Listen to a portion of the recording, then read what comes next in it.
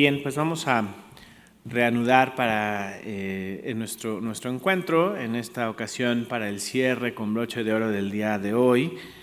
Tengo el placer de presentar a ustedes al doctor Víctor Manuel Mendoza Núñez. El doctor Víctor Manuel Mendoza Núñez es médico especialista en medicina familiar, tiene una maestría en gerontología social de la Universidad Autónoma de Madrid y un doctorado en ciencias con mención honorífica en la UNAM. Actualmente es profesor titular 6, responsable de la Unidad de Investigación en Gerontología de la Facultad de Estudios Superiores de Zaragoza. Es investigador emérito del Sistema Nacional de Investigadores y miembro de la Academia Mexicana de Ciencias y de la Academia Nacional de Medicina de México. Sus líneas de investigación se centran sobre todo en el cuidado a la vida y la salud de las personas y ha sido responsable de 22 proyectos de investigación financiados por el PAPIT, PAPIME y CONACYT, y ha asesorado más de 100 tesis en niveles de licenciatura, maestría y doctorado, además de múltiples publicaciones. Todos le conocemos y le estimamos profundamente. Además, el tema de su presentación es bastante interesante y, si me lo permiten decirlo así, provocador, por lo cual les invito a escucharlo con atención para poder tener una buena discusión al final. Doctor Mendoza, bienvenido.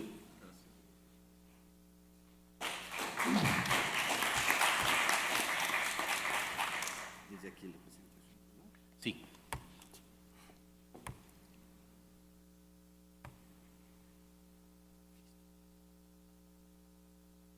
Muy buenas tardes a todos. Inicio agradeciendo a la doctora García Peña por su amable invitación. Un gusto el poder compartir este análisis que hicimos. Le comentaba a la doctora que esto se enmarca en un escrito que recién publicamos y que de hecho la propuesta no fue tan bien recibida en varias revistas. Además se hizo en el periodo de la pandemia. Entonces, bueno, sí, sin más, sobre todo como mencionaba el doctor, creo que lo interesante va a ser al final el intercambio para que, escuchando el análisis, lo que les presento, de alguna manera podamos tener intercambio y que tenga el impacto que buscamos, ¿no? De hecho, el tener esta transmisión, este conocimiento, estas ideas en cuanto a la experiencia de los que pues somos viejos y que nos hicimos viejos con el tema, tenemos más de 30 años trabajando en el tema de envejecimiento, creo que el punto de vista, el compartir cómo vemos las cosas con un auge, que desde mi punto de vista es un auge de medicina antienvejecimiento, que ese es el enfoque que se está dando, y vamos a analizarlo. Creo que puede haber coincidencias y de hecho son unas cuantas diapositivas las que les voy a presentar, sobre todo para aprovechar el tiempo y poder intercambiar algunas ideas.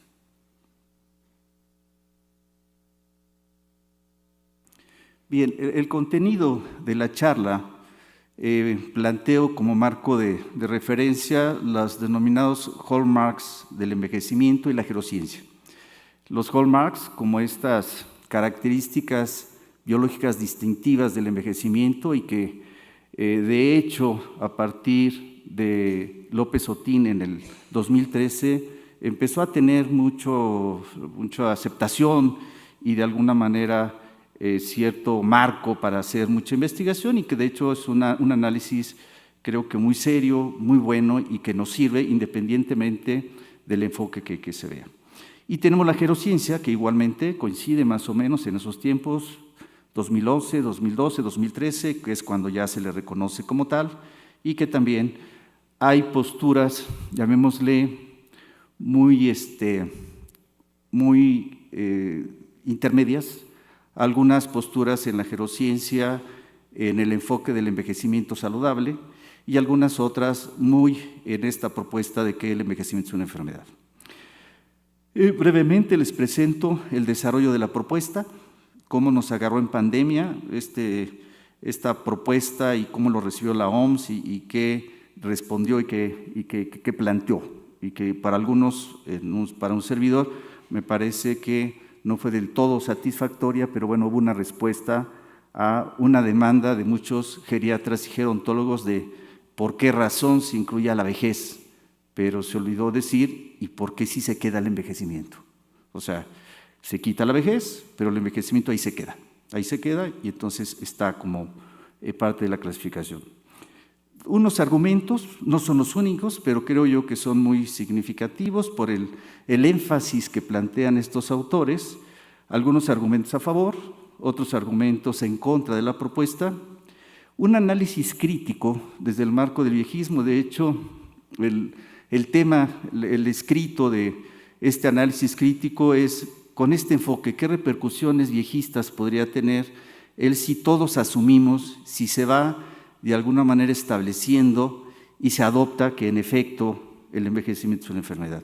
Y cierro con unas reflexiones que creo que va a ser de alguna manera esta parte provocadora que mencionaba el doctor, de qué ocurre y qué pasaría si esto lo asumimos como tal. Bien, tenemos, como ya les mencionaba, el doctor López Otín, 2013, de hecho un artículo multicitado, muy bien planteado, realmente con mucho fundamento, y de hecho inicialmente plantea como estas señas o características biológicas del envejecimiento distintivas como los hallmarks del envejecimiento. Y plantea 9 de ellos: la inestabilidad genómica, el daño al ADN y todas las repercusiones que pueda tener, este acortamiento de telómeros que también se va dando y que le da una limitante en esta posibilidad de que se recuperen las células y los órganos, las alteraciones epigenéticas en esta modulación de la metilación que se puede ir dando, obviamente que va dando y se va planteando ahí varios estudios y varios sustentos, la pérdida de la homeostasis proteica y todas sus implicaciones que tiene esto, alteraciones en la regulación del metabolismo y todas las, sobre todo, lo que tiene que ver con esta regulación de la insulina y todas sus implicaciones que tiene que ver incluso con el estrés oxidante. También ahí se empieza a tomar.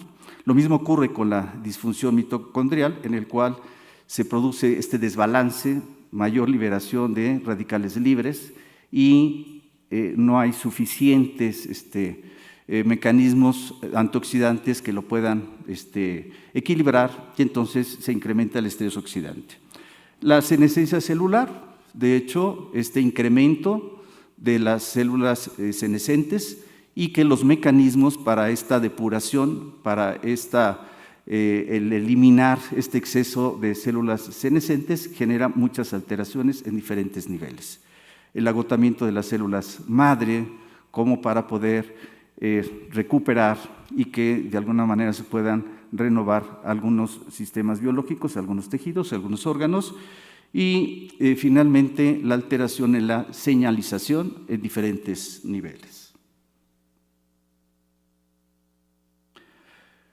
Recientemente, en 2023, López Otín actualiza su propuesta y agrega tres hallmarks, 3 elementos que de alguna manera desde el primer artículo ya los enunciaba, ya los señalaba, pero por la relevancia considera que es conveniente darle un lugar en particular y entonces nos agrega 3 más: la macroautofagia.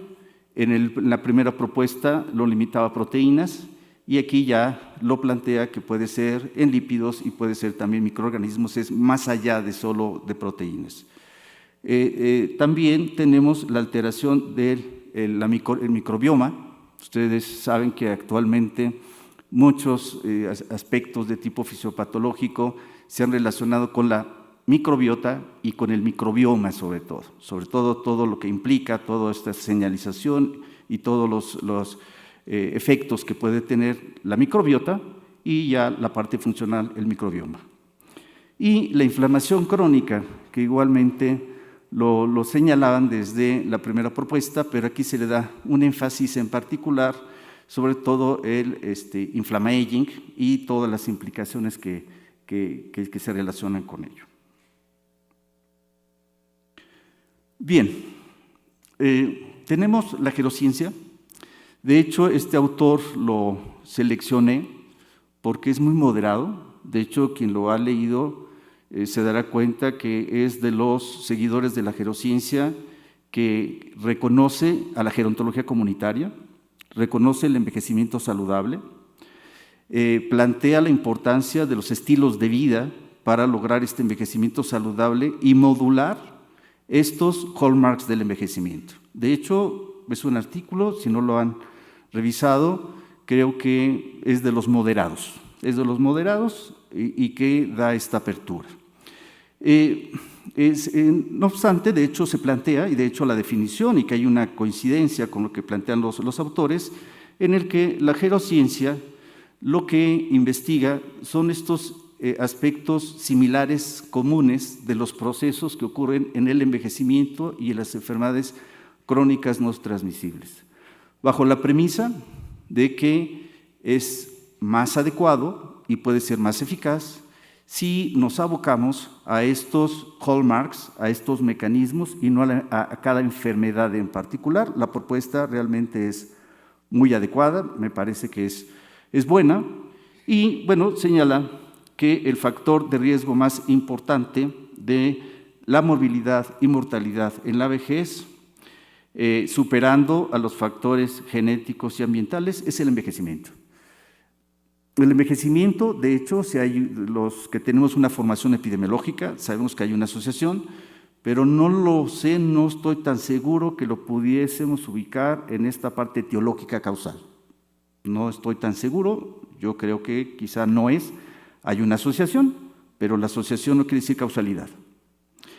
Y luego, con un enfoque de gerociencia translacional, se plantea, de hecho otro autor, que la FDA debería de reconocer el envejecimiento como una enfermedad, para tener la posibilidad de implementar tratamientos y de esta manera evitar todas las consecuencias del envejecimiento y que, bueno, de alguna manera, ya en estas reflexiones que les comento y que les voy a presentar, creo que ahí va a ser esta parte de reflexión. De hecho, hay algunos tratamientos que se están ensayando, la rapamicina, que quizá por las reacciones secundarias no se ha implementado o no hay demasiados estudios, o no hay estudios, sobre todo en los pacientes de trasplante, en donde se ha utilizado, se ha visto algunos efectos que podrían ser benéficos,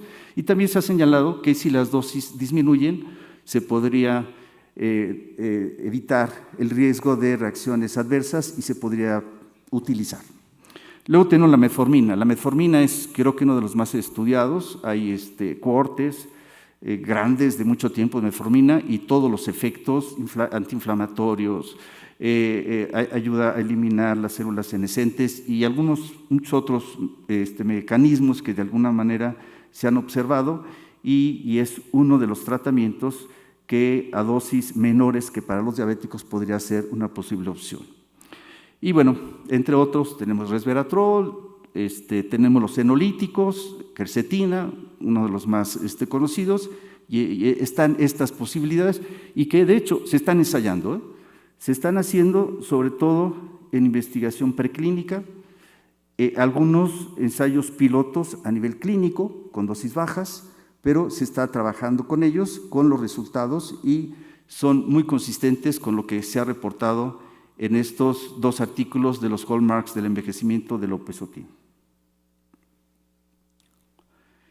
Y ya empezamos con el tema. Si el envejecimiento es una enfermedad. ¿Cómo se fue dando la propuesta? De hecho, yo presento un artículo clásico de Perelman de 1953, no porque no es el único, pero me parece que es muy significativo cómo desde 1953 se hablaba del síndrome del envejecimiento. Y de hecho se planteaba que es un conjunto de enfermedades. O sea, ya de alguna manera desde esa época, este tema no es nuevo, tiene mucho tiempo, pero lo que sí puedo señalar que en estos últimos años está logrando mucha fuerza.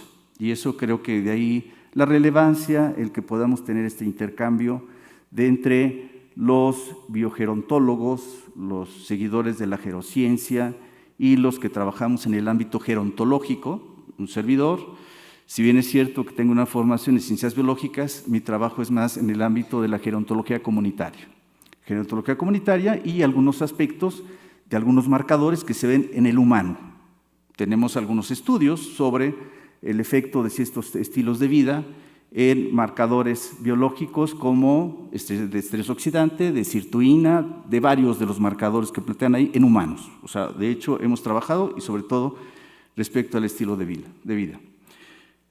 Luego, en el 2015, este artículo, de hecho, cuando uno lo lee, percibe uno el entusiasmo de los autores como para aclararnos de que es tiempo de clasificar el envejecimiento biológico como una enfermedad. Desde el título es provocador. Y el desarrollo del artículo es así como que si uno los tuviera enfrente, nos dice, pero entiéndelo, es una enfermedad. Si te doy los argumentos. O sea, es muy cómo se desarrolla el artículo, como para no solo convencernos, sino para aclararnos que debemos de reconocer que es una enfermedad. Y luego, Caliport y Bentley, de hecho, en una revista de Rejuvenation Research, ya desde ahí yo creo que hay un viejismo. Esa revista era antes una revista de antienvejecimiento, anti-aging, y entonces dieron un paso más adelante y dijeron, no, ahora no es anti-aging, es Rejuvenation Research. O sea, vamos hacia la rejuvenación. O sea, ya el sesgo todavía, el prejuicio más explícito, está publicado ahí y nos plantea que la clasificación del envejecimiento como causa de enfermedad en la clasificación internacional de enfermedades es un gran avance.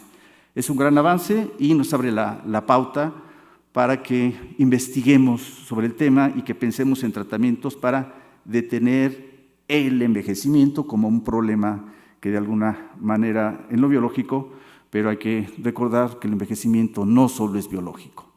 El envejecimiento también es psicológico y también es social y que es mucho más completo. Otro artículo que es muy similar al de Wulterich es el de Caltorin, en el que nos plantea que los criterios de la enfermedad se ajustan a el envejecimiento en la clasificación internacional. También un artículo con mucho énfasis de que así tiene que ser.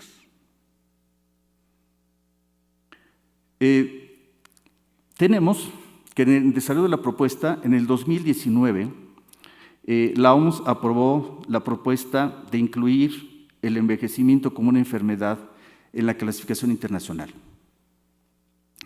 Pero la situación que se dio es que en la OMS incluyeron inicialmente no solo el envejecimiento, la vejez.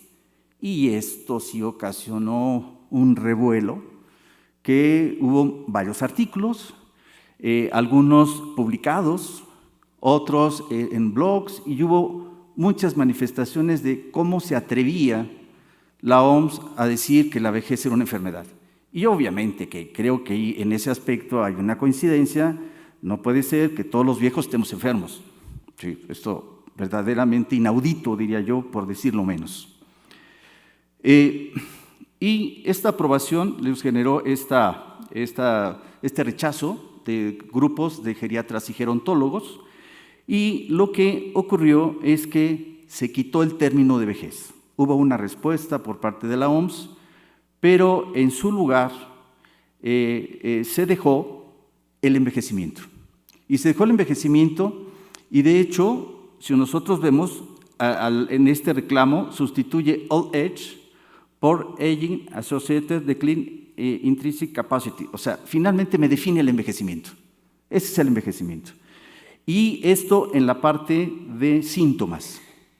Y en la parte de etiología, nuevamente en el código relativo al XT9T, de hecho ahí están las ligas para que vean ustedes que esto es textual, o sea, lo estoy tomando, y en su momento en la propuesta de análisis crítico que hice, tal cual así estaba, me ganó, le decía la doctora García Peña, me ganó ese rebote del artículo, porque tardé casi un año para que se pudiera publicar, porque si no me hubiera tocado incluir ahí lo de la vejez.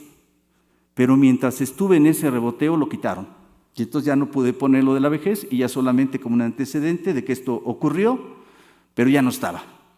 Pero de alguna manera creo yo, desde mi punto de vista, que se hubiera tenido que ser más enfático y decir ni la vejez ni el envejecimiento, ninguno de los dos. Pero ahí está, y ahí se quedaron, y de alguna manera es algo que tiene clasificado.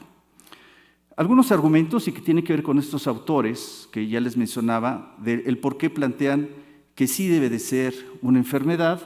Plantea que la enfermedad es cualquier anomalía de la estructura o función corporal y que no debe de ser etiquetado como natural el envejecimiento, y que la enfermedad, como una enfermedad, estimulará a los organismos que otorgan las subvenciones para aumentar el financiamiento. O sea, de alguna manera, parte del argumento es necesitamos presupuesto para hacer investigación sobre algunos tratamientos antienvejecimiento. La otra propuesta es que el enfoque de la medicina antienvejecimiento, ya les mencionaba, estos autores publicaron en la revista de antienvejecimiento y señalan que la etiología y la causalidad describen los mecanismos explicativos que sustentan la enfermedad. O sea, ellos celebran, y de hecho el artículo es un editorial en donde se celebra que la OMS hiciera caso. Estos autores son y han sido de los que más han impulsado esta propuesta, y de hecho lo señalan como que finalmente la OMS les hizo caso y que bueno que se tiene este logro y que se abre un camino para tratar el envejecimiento como una enfermedad. Otro de las propuestas, Carl Torin establece que los procesos patogénicos del envejecimiento están altamente interconectados y por lo tanto el envejecimiento, muy similar con este enfoque de la gerociencia, pueden definirse como un complejo de varios procesos patológicos que se influyen mutuamente, y que el envejecimiento biológico puede diagnosticarse.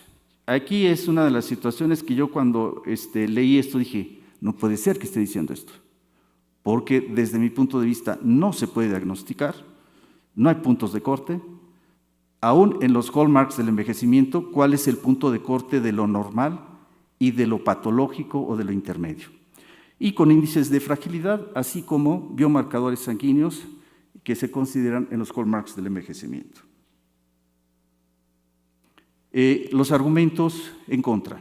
Se plantea que el envejecimiento no es una nulidad ni una enfermedad, sino un rasgo seleccionado en la evolución para llevar a los seres vivos a una muerte oportuna. O sea, finalmente hay un punto en el que tenemos que llegar.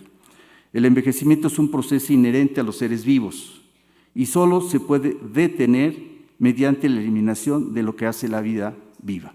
No hay manera de detener el envejecimiento.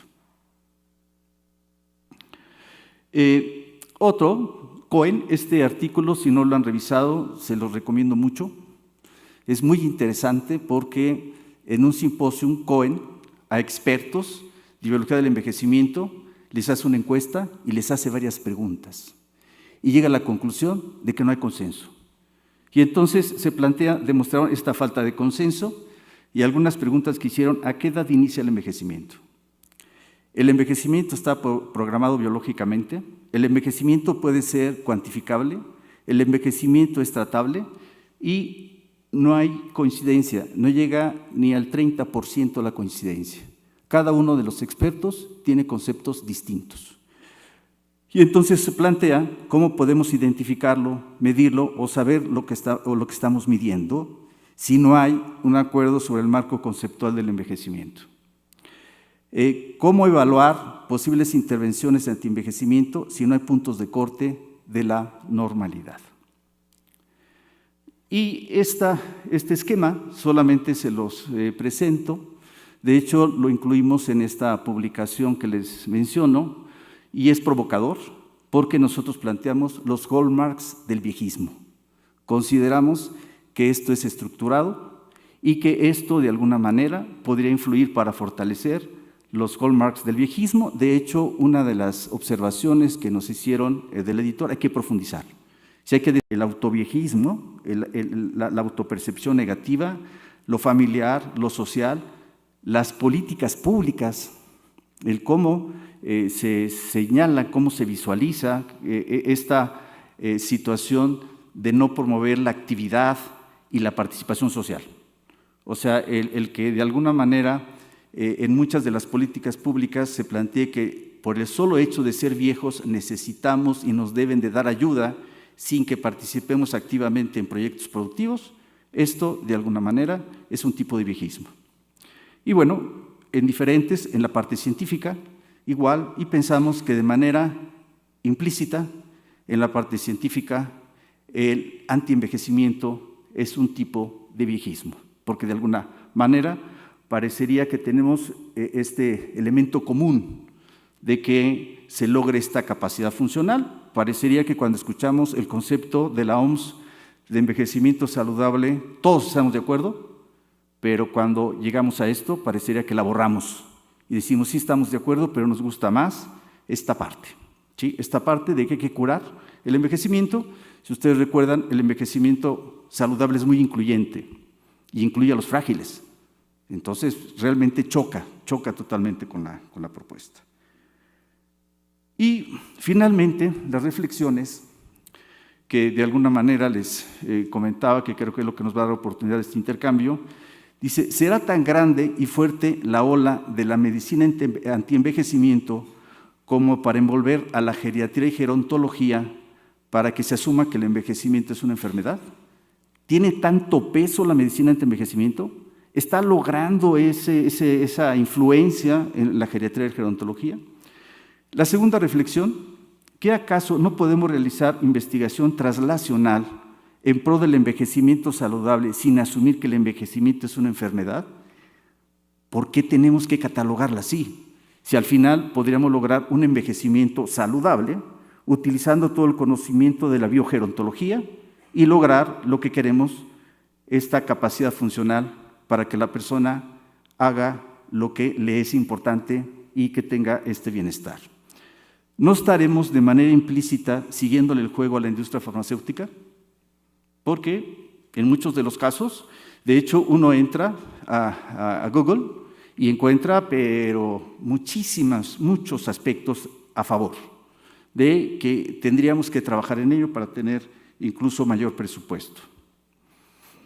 Si se asumiera que el envejecimiento es una enfermedad, ¿realmente estaríamos preparados para establecer diagnósticos de esta supuesta enfermedad sin tener criterios específicos y puntos de corte de estos hallmarks del envejecimiento para diferentes poblaciones?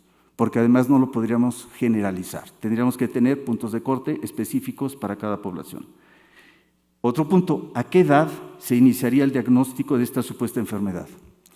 Los colegas que plantean que el envejecimiento se da desde el nacimiento, pues entonces desde el nacimiento se empezaría a ver estos hallmarks. Los que pensamos que se da en la etapa postproductiva, pues a partir de la quinta década. ¿A qué edad? ¿A qué edad se empezaría a trabajar y a hacer el diagnóstico de esta enfermedad? ¿Qué no estaríamos en contra del concepto actual del envejecimiento saludable? O sea, con esta propuesta no estamos negando este informe. Yo aplaudo mucho el concepto de envejecimiento saludable, creo que nos resuelve. Antes del 2015 había una gran heterogeneidad de lo que se suponía que era envejecimiento saludable, y a partir del 2015 la OMS nos pone los pies en la tierra y nos da cierta homogeneidad, y me parece muy acertado, pero con este enfoque de medicina antienvejecimiento lo estamos rechazando, lo estamos negando. ¿Cuál sería el impacto del rechazo personal, familiar y social del envejecimiento como una enfermedad, el viejismo? Con esto, de hecho, cierro la presentación para que podamos tener algún intercambio. Y comentaba yo con la doctora García Peña, creo que estamos en la misma ruta.